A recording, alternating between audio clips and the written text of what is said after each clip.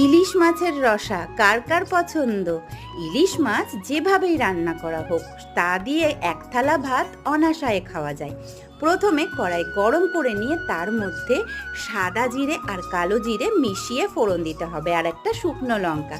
তারপর কেটে রাখা আলু আর কচু দিয়ে লাল লাল করে নাড়াচাড়া করে নিয়ে তার মধ্যে দিতে হবে পরিমাণ মতো লবণ, হলুদ আর আদা বাটা। আর তারপরে দিতে হবে কাঁচা লঙ্কা আর টমেটো দিয়ে ভালো করে কষিয়ে নিয়ে তারপরে দিতে হবে জিরে গুঁড়ো বা জিরে বাটা, যার যেটা পছন্দ দিতেই পারে। তারপরে আবার ভালো করে কষে নিয়ে দিয়ে দিতে হবে পরিমাণ মতো গরম জল।